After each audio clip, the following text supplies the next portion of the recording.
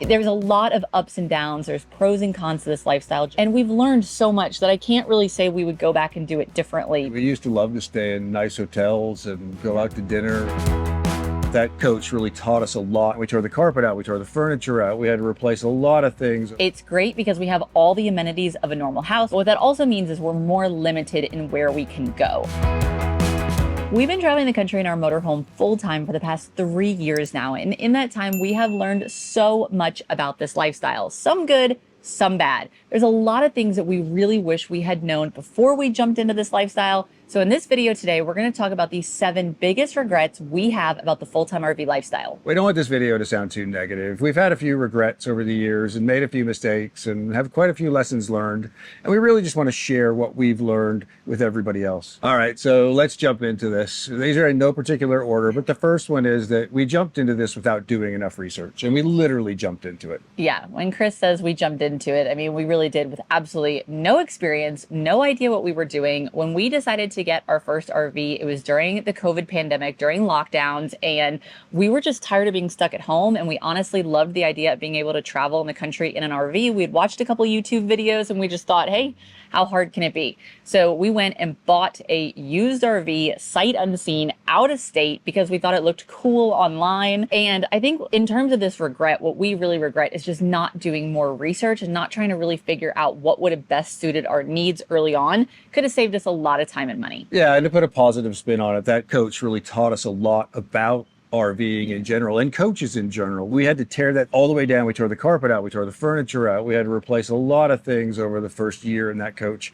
And it just taught us how all the systems worked, all the electric and water and aqua hot and diesel burner and everything else. So it really taught us a lot as well. And I think the biggest lesson learned here is that if you are in the market for an RV, we would highly recommend do a lot of research. It's a really big purchase and you want to make sure that you get it right the first time. A lot of people will buy multiple RVs in their lifetime, but it can save you a lot of time and money and headaches if you just buy the one that's right for you in the beginning. Like Kris said, we did learn a lot from it, but we really wish we would have attended an RV show, gone to dealers that had lots of different RVs on the lot, and really looked up the quality and, you know, the different factors like that from other manufacturers, the different amenities that they have in RVs. So I think we would have just saved ourselves a lot of headache if we had done a lot more research early on with the first RV we bought. And if you're in the market for an RV, there is actually a really exciting event coming up very soon, hosted by National Indoor RV Centers. It is their 2nd annual Music City Motorhome Expo. The event is taking place May 31st through June 4th in Lebanon, Tennessee. And this is an RV shopping event unlike anything else available in the industry. It is really an exclusive VIP shopping experience for those serious about buying an RV. They're going to have all the latest 2026 models available. You can meet with the manufacturers, you can test drive the RV,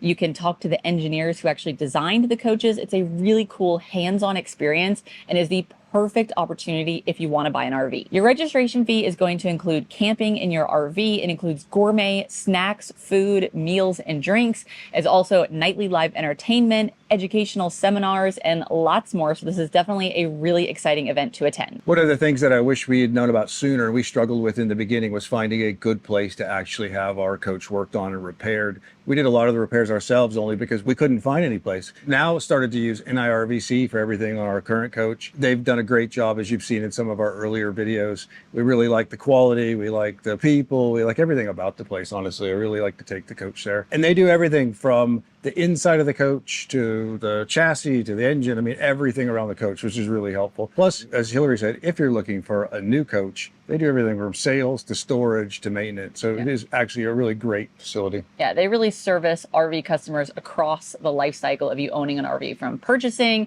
to having it serviced to storage and other solutions. So if you're looking for a reputable RV dealership, repair center, storage facility, we would highly recommend NIRVC. And we also do have some discount codes available as well if you need to have your RV serviced. The second biggest regret that we have about this lifestyle is that we just moved way too fast in the beginning. So when we first started, we were trying to see as many states and as many places as possible. In the 3 years we've been doing this, we've been to 41 states, traveled like 80,000 miles, I think. We've been to 20 different national parks, and it's been amazing. We've seen some absolutely incredible things across the country. But I think the downside of that is we got burnt out. It just really wore on us, the constant moving, the constant traveling.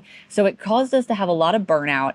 And then it also made us miss a lot of things that we didn't have time to see. Yeah, I mean, I think we pushed ourselves really hard. We would have a couple of weeks off for a week here and there, and we would try and hit something every day. And then it didn't help that we were then also trying to squeeze the driving in. Yeah. So we do a 10-hour day, 12-hour day. We did quite a few of those back to back, trying to get from the East Coast to the West Coast or the West Coast to the East Coast. And that really burns you out pretty quickly. When you think about having something like a 10-hour travel day in an RV, if Google Maps says it's going to take you 10 hours, the reality is it's going to take you 12 to 14 hours. So it's much longer and much more intensive than driving in a car. So I think the biggest lesson learned for us is that we wish we had slowed down in the beginning, stayed in places longer. We would stay in places for a couple days to a week max and then move. Now we stay in places for at least 2 to 3 weeks, and that is a much better pace of travel for us. We're actually able to get ingrained in local areas. We get to try out more restaurants, bars, attractions, things like that. And you just get to slow down and not feel like you're constantly on the go and you're having to rush around and do things. Yeah, it is. It's just much more relaxing. So number 3 is life got more complicated. When we got into RVing, we really thought, maybe primarily me, thought that this was going to be a very spontaneous, quick, easy, Wednesday afternoon, you decide you want to be somewhere, you hop in the coach and you go and you take off. And the reality was far more complicated. You can't just pick up and leave. You've got to stock the RV, you've got to prep the RV, then you've got to find a place to stay. So unless you're willing to stay at a Walmart every night, it really is a lot more complicated to organize everything and plan everything. Fortunately, Hillary does all of that. So for me, it's still pretty simple, but I know for her, it takes a lot of effort. Yeah, and it is also dependent on the type of RV that you purchase. So we bought the biggest rig that we could get, which is a 45-foot Class A motorhome. It's great because we have all the amenities of a normal house. We've got things like a washer and dryer, a dishwasher, everything you could want. But what that also means is we're more limited in where we can go. And so that's a big factor for us in terms of just it being more complicated. Like Kris mentioned, instead of just being able to decide on a Saturday, hey, we want to go to Joshua Tree National Park, we have to book places far in advance because there's limited options for our size RV. So sometimes we're having to book 6 months, 12 months, a year out for an RV site is a long time to think ahead. And that is definitely one of the bigger regrets in terms of buying such a big RV like ours, is just that it's become a lot more complicated. And I think in terms of being full-time RV as well, some of the other complications, trying to schedule things like doctor's appointments or hair appointments, it's a lot harder when you're living full-time on the road. So I think we kind of had this idea in our minds that life would become a lot more simple living on the road.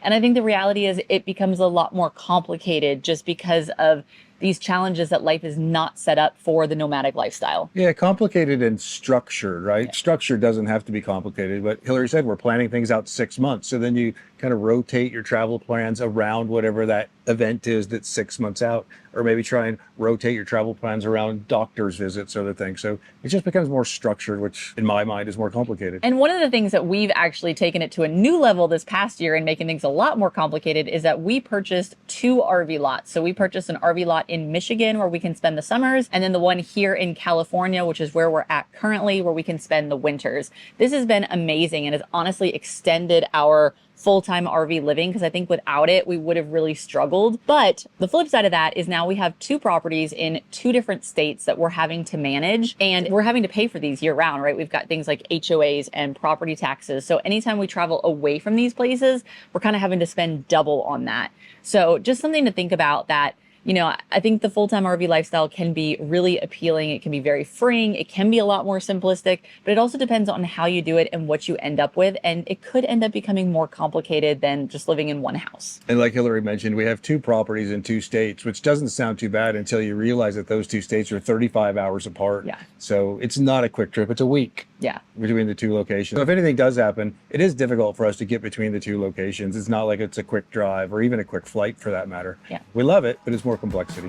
The 4th regret that we have about full-time RVing is being far away from family and friends. So we used to live in North Carolina. That's where our house was. Kris has 2 grown sons who both still live in North Carolina. We had a lot of friends in the area. And I think that's definitely one of the hardest parts about this lifestyle, is that we didn't really think about being so far away from like his kids, for example, and the toll that that was going to take. It's not that easy to be able to take the RV when we're in a place like California and go all the way back to North Carolina. It's also not not that easy for people to visit us in the RV because we don't have that much space. So that was one of the reasons why we actually bought our RV lots, so that we have a place for people like his kids to come visit us. Yeah, we've met a lot of great people on the road, and we certainly have made a lot of new friends as we've traveled in each of our locations specifically. But it is difficult for us, more difficult than you might think, that when we want to get back to North Carolina, or we want to get to somewhere, her family in Austin, wherever we want to get to, it is a challenge. Like I mentioned, it's across the country. It's usually a 5 to 7 day drive. And if they're going to come visit us, we have little space. We can't have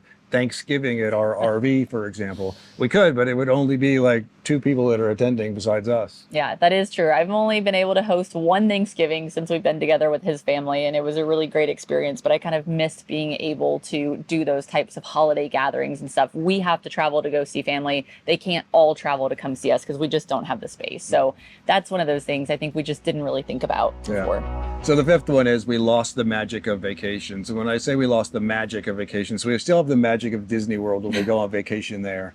But it's not the same when you live in an RV and you travel all the time. It's almost like you're on vacation all the time, which I know kind of sounds a bit arrogant that we're complaining about that. But the reality is that when you travel all the time, then when you do want to go on vacation, it's difficult to mentally get on a plane and pack a suitcase and try to go somewhere on vacation and travel. Because what you really want to do is just sit still for a little while and relax and not travel. And I think a lot of people have the misperception that living in an RV full time is like being on a permanent vacation. And that is far from the truth, because the reality is we are just living, and all we're doing is moving our house to different locations. So we still have all the same chores: laundry, cooking, dishes, cleaning, taking care of Axel. All of those types of things still exist in the RV.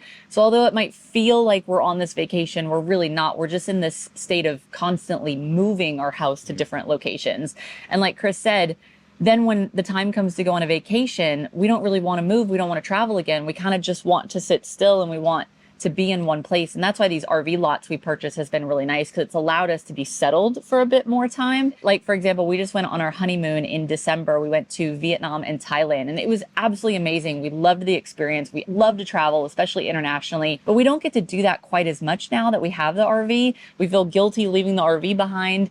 And it is just kind of feels like a lot more work than it used to, because we are constantly on the go. So I think just understanding that your idea of vacations and your idea of wanting to travel is going to change a lot. Yeah, I would add to that I certainly, and I know Hillary did too, we used to love to stay in nice hotels and go out to dinner, and it was all part of the experience when you travel. And the last couple of times we've traveled, we've stayed at hotels and we couldn't wait to get out of the hotel and get back into our coach. So, I mean, that's another part of it. You've kind of lost some of that magic of travel. Yeah, once you start traveling with your entire house with you, then it's not very appealing to go stay in a hotel and sleep in a bed where 1,000 other people have slept, and it's dirty and the towels are, scratchy and not as nice. So to some degree, RV travel like ruins all other travel.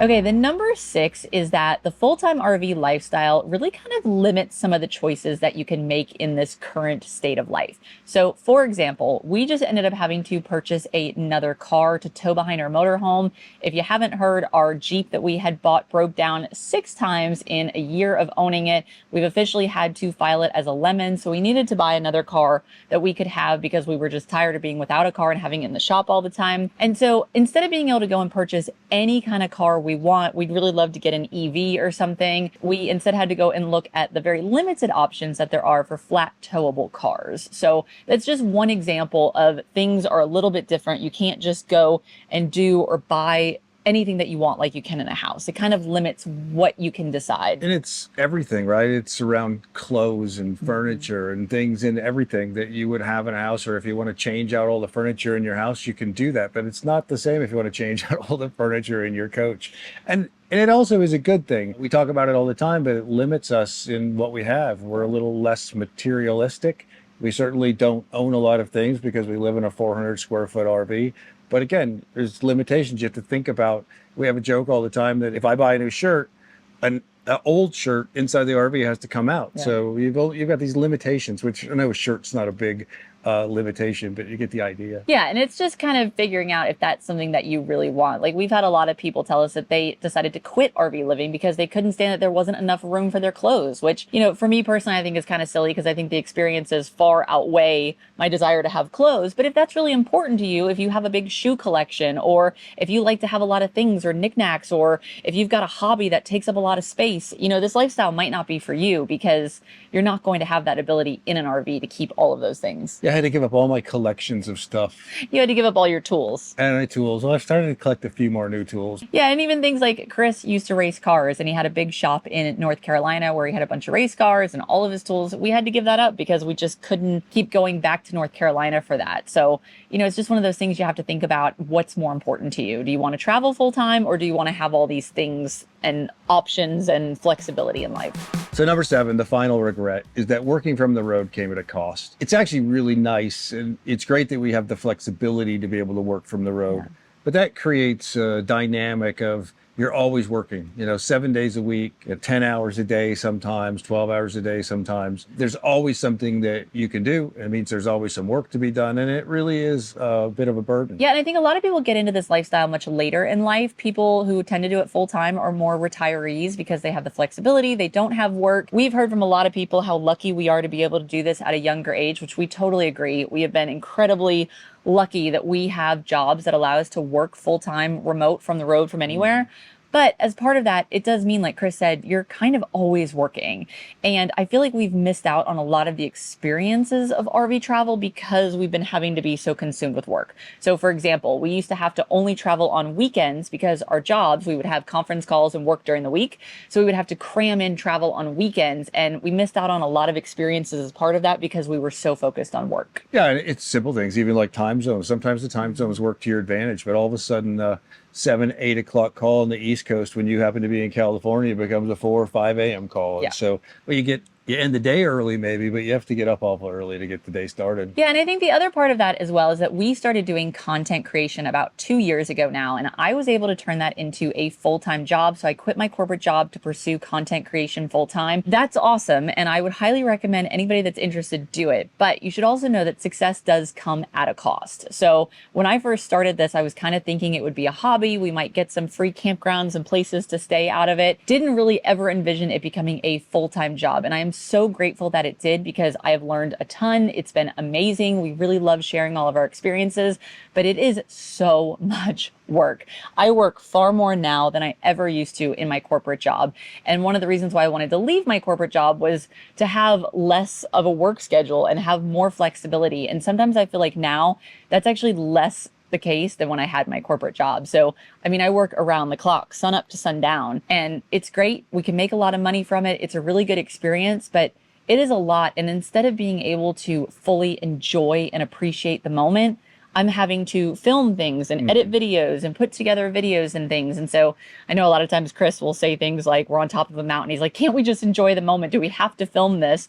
And the reality is no, we do have to film it because now it is my full-time income. Part of that is just understanding that if you want to do content creation or if you want to work full-time from the road, it's a great way to do it. And it can be a really fun, flexible way to live and, still be able to earn an income and be able to afford all of these experiences. Yeah. But it does come at a cost that you're not going to be able to see or do or appreciate as much around you because you are so focused on work. Yeah, and sometimes you get to live the same moment 7 or 8 times because I screwed up the first 6 or 7. So you do have that part of it that's great. That is true.